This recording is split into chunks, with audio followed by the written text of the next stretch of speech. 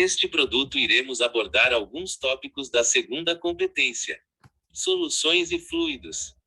Nosso corpo é formado basicamente por soluções e as diferentes concentrações determinam o transporte de solutos e solventes. Além disso, nosso corpo também apresenta muitos fluidos como o sangue. Nesse sentido, solução é mistura de duas ou mais substâncias diferentes, solvente e soluto, como por exemplo o soro caseiro, solvente, água, e solutos, sal e açúcar. Os fluidos estão em todos os lugares, por exemplo na atmosfera, a água que bebemos e os fluidos que circulam em nosso corpo.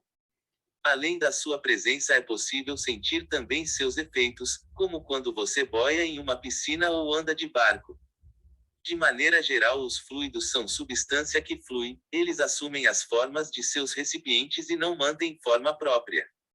E sua característica é a densidade, que é definida como massa que pode ser calculada. Força e pressão. A biofísica é uma área que estuda fenômenos físicos nos processos biológicos dos organismos vivos, como força e pressão.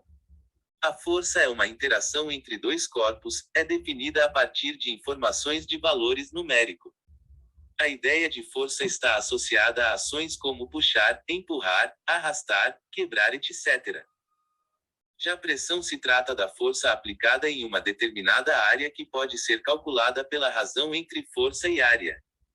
Tais grandezas físicas atuam de forma conjunta no corpo humano.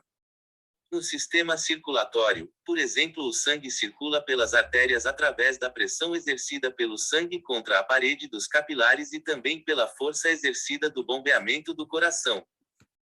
Membrana plasmática. Membrana plasmática circunda todas as células, garantem a separação entre o meio interno e o meio externo. As substâncias podem atravessar a membrana plasmática com gasto de energia ou não, sendo eles transporte passivo, não há gasto de energia, e transporte ativo, há gasto de energia durante o processo.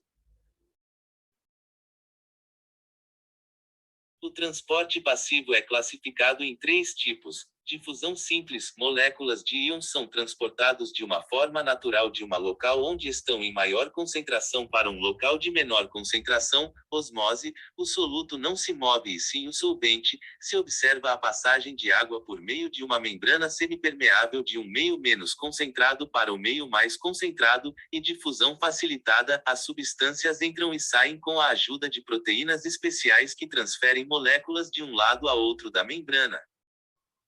O transporte ativo é um tipo de transporte em que a célula gasta energia para mover solutos contra seus gradientes de concentração, ocorre com o auxílio de proteínas carregadoras que são denominadas de bombas. A bioeletricidade é a parte da ciência que trata de fenômenos elétricos em sistemas biológicos. O sistema nervoso é a parte do organismo que transmite sinais entre as suas diferentes partes e coordena as suas ações voluntárias e involuntárias. A hematose é o processo de trocas gasosas que ocorre nos capilares sanguíneos dos alvéolos pulmonares através da difusão de gases, oxigênio e dióxido de carbono. Devido a esse processo, mediando o sistema respiratório e o sistema circulatório, o sangue venoso, concentrado em CO2 e convertido em sangue arterial rico em O2, é distribuído aos tecidos do organismo para provimento das reações metabólicas das células. Radiação. A todo momento estamos sendo expostos à radiação. Podemos citar como exemplo as radiografias e alguns exames médicos que estão envolvidos os radioisótopos e também o gás conhecido como o gás radônio, que está presente no solo em que pisamos, após ser criado em algumas séries radioativas que têm início no crânio.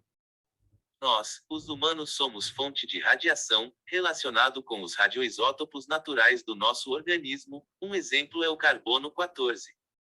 O efeito biológico que radiações têm a possibilidade de trazer ao nosso organismo, depende uma porção de situações. Entre tantas, podemos citar como exemplos 4 delas: o tempo de exposição, a intensidade em que acontece essa radioatividade, o tipo de tecido vivo que pode ser atingido e o tipo de radiação. Os tipos de radiação naturais são conhecidas como alfa, beta e gama. Entre essas radiações citadas, a menos nociva, ou seja, a menos danosa aos seres vivos, é a radiação alfa, porque ela tem baixa possibilidade de penetração, uma capacidade muito menor de atravessar alguns tipos de materiais. Nossa própria pele pode ter algumas partículas dessa radiação e não produzir nenhum tipo de efeito. As radiações beta e gama podem ter uma interação com as células do nosso organismo, por conta das altas energias que mostram. Porém, essas emissões nucleares acabam fazendo que nossas moléculas humanas percam elétrons, se formando assim íons, ou podem acontecer que essas ligações sejam rompidas, onde se originam os radicais livres, que são os elétrons desemparelhados, podendo assim degradar as células, onde causa até algumas reações químicas que são nocivas, fazendo com que aconteça uma divisão celular acelerada, que com o passar do tempo gere algumas doenças como tumores, anemias ou até mesmo mutações genéticas.